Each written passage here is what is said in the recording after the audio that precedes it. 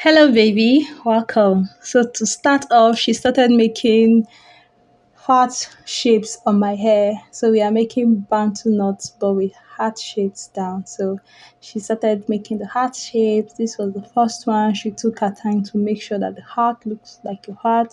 I asked her to include like small braids, just tiny braids inside because I feel like it adds a little spice.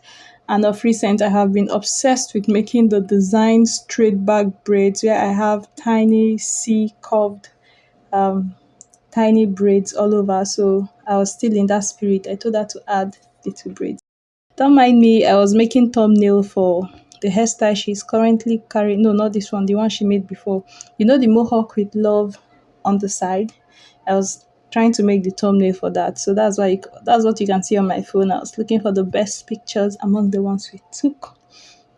A lot of work goes into this YouTube, guys. A lot of work goes into this YouTube. If only you knew, like you would understand why I plead with you to not skip my ads and to leave a thumbs up because it is just it's an encouragement for the work and the stress and the effort. It's a lot, but we keep pushing because this is fun for me. This is my passion, so we keep pushing. So she was done with the first one, and now she is making the second heart. So she continues making all the hearts and making the small braids in between. And let's see, when she's done with the hearts, I'll come back and continue explaining.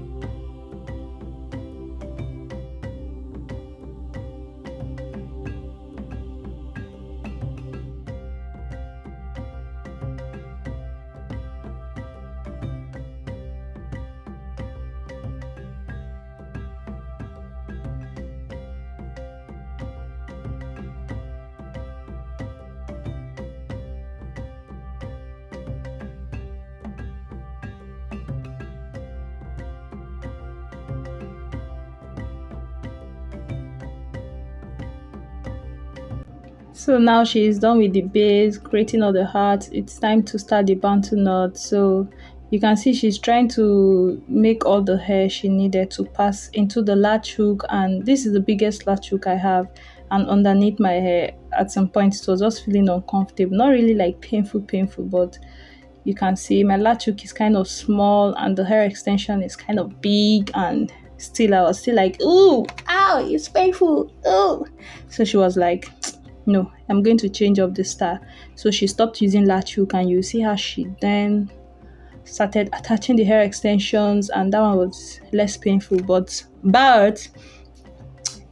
it was easy for her to make that style, because if the bantu knot comes off, I will be able to redo it myself, right? So let's say I am at home and it comes off, I can do it myself. So if I have a client that is flexible with their hair when it comes to their skill, like, I can use the second method she used. But if it's for somebody that any small thing, they'll be like, my hair is ruined, I'm coming back, I would continue with this latch hook method and just feeding the hair smaller. It will take more time, more effort, but I will do it that way so that I can rest and I will not hear any complaint. But for someone who can just rebraid their hair and bantu it back, it's no big deal. I would use the second method. So just look at all this attaching. You keep attaching the hair extension small, so that it can pass through. You can see she's struggling. She will still twist the hair extension for it to fit into the latch hook. And then if the latch hook doesn't close properly, it is going to drag some of the natural hair and it's going to be painful, like all those stress. So these are two options, and I've given you the conditions of what we considered before choosing the hair. But you can see this one is more, this is stronger, it will last longer because the hair extension will not be sliding down on the braid, right? And this hair extension is kind of sleek, so it's going to slip down if you just braid it.